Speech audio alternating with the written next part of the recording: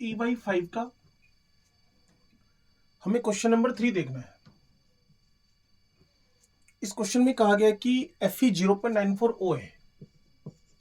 Fe 0.94 O है, बिल्कुल ठीक बात हो गई। तो एक बार हम इसके अंदर Fe+2, ये नॉन स्टोइकियोमेट्रिक डिफेक्ट है, इन दोनों का परसेंटेज चेक कर ले। तो हुआ क्या है कि Fe+2 रिप्लेस करके Fe+3 रखे गए हैं, या Fe+2 अपने चार्ज को इंक्रीज कर गया और वैकेंसीज बन गई हैं Fe+2 की जगह पर। तो जब हम इसका एक ट्रिक ओबे करते हैं, जिसको मैं 132 ट्रिक बोलता हूं, तो जब Fe 0.90 O है तो Fe+2 0.90 है, और Fe+3 0.70 सॉरी 0.20 है। ठीक हो गया। अब जैसे 0.01 इस अमाउंट में बढ़ता जाएगा, 0.03 0.70 के अंदर इंक्रीज होता जाएगा। तो आपने 90 के कंपैरिजन में या 94 किया हुआ है, तो 4 3 12, तो जो मेरे पास Fe+2 आया वो 0.82 आ गया, और Fe+3 0.12 आ गया। अब जो बात आपको समझनी है वो क्या समझनी है कि कितना Fe+2 हटाया गया। Fe+2 18 यानी 0.18 हटाया गया, और Fe+3 0.12 उसकी जगह पे लाया गया। और इसको थोड़ा सा न्यूट्रलिटी के पॉइंट ऑफ व्यू से देखें तो यह 36 चार्ज का न्यू एंट्री हुई है, और यहां से रिमूवल हुआ है, और 36 चार्ज की न्यू एंट्री हुई है। तो कुल मिलाकर न्यूट्रलिटी मेंटेन रही है। अगर आप इस तरीके से इस क्वेश्चन को सोल्व करने में इंटरेस्टेड ना हो, जो कि मैंने ट्रिक बताई आपको 132 की, तो ये काम कर सकते हैं।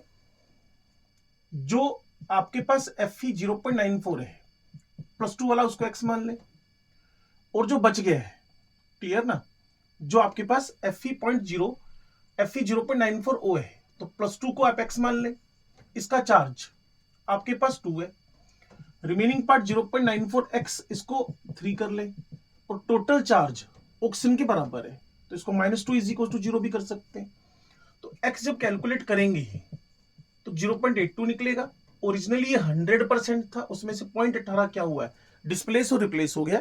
दैट्स वाई इसके अंदर हमें कहा गया है कितना Fe+2 हटा है, तो हमने बोल दिया जो Fe+2 हमने हटाया है वो 0.18 हटाया है, यानी 18% रिमूव किया है। मेटल डेफिशिएंसी डिफेक्ट कौन एग्जिबिट करता है? मेटल की डेफिशिएंसी होना, तो होता क्या है जी, जब कभी भी, पहला ऑप्शन पढ़ लेते हैं, NaCl with anionic sites cold F centre, यहां क्लोराइड बाहर निकला है, तो इसको हम बोलते हैं मेटल एक्सेस हो गया है।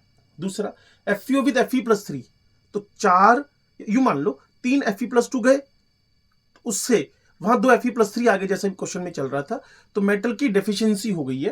तो ये बिल्कुल ठीक लाइन है, metal deficiency defects is exhibited by. अब आगे बात करें हम लोग, NaCl में हुआ क्या था कि Cl बाहर गया था, मेटल एक्सेस हो गया था, और मेटल की डेफिशिएंसी देखनी है हम लोगों ने। फिर NaCl with Sr+2 and some cationic sites vacant, तो सेकंड एंड थर्ड दोनों ऑप्शन इसमें हमारे टिक हो जाने वाले हैं। अगला क्वेश्चन है 11th नंबर, चेक कर लीजिए।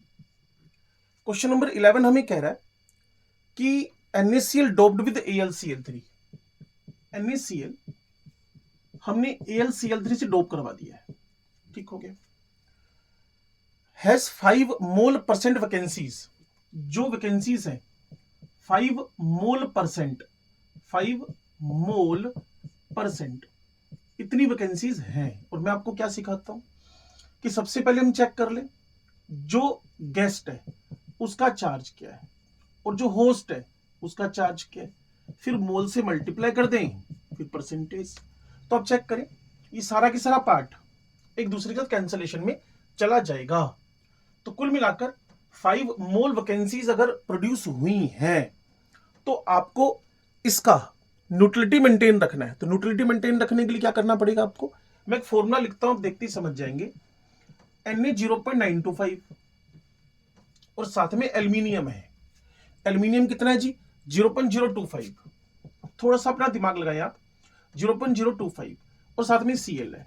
तो अगर एल्यूमिनियम एक आएगा, ठीक है जी, यू मान लू मैं ये ओरिजिनल था, ये ओरिजिनल था, इसमें से अगर मैं एल्यूमिनियम नया इंट्रोड्यूस करवा रहा हूं 0.05, ये तो नया इंट्रोड्यूस हुआ है, तो इसकी 3 गुनी अमाउंट इसकी कम होनी चाहिए।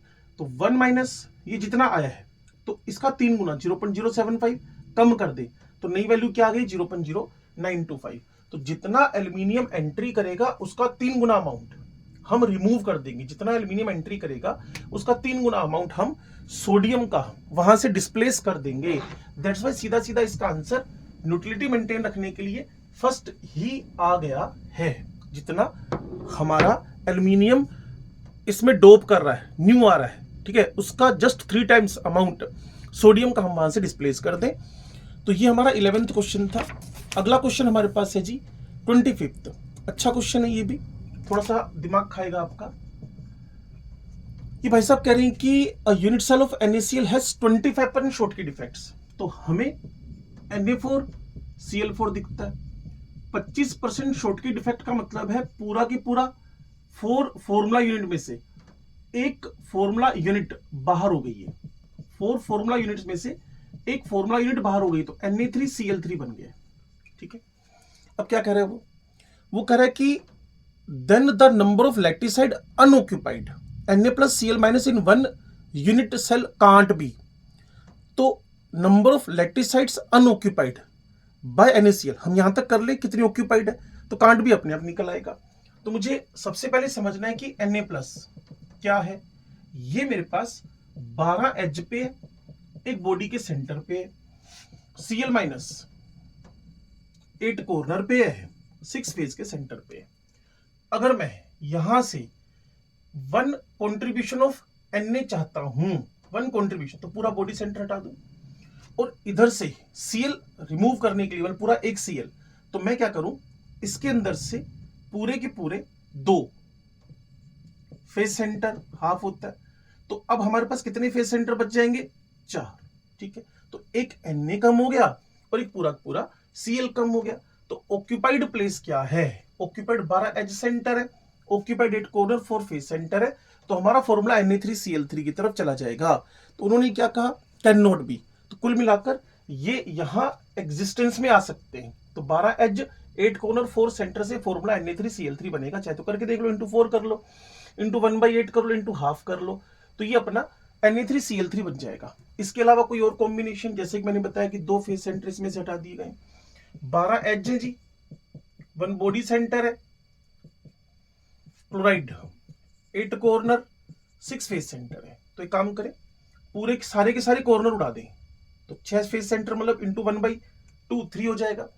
यहां 12 एज सेंटर है, तो 12 एज सेंटर ये वाला काम तो हम कर चुके हैं, 50-50 भी कर सकते हैं।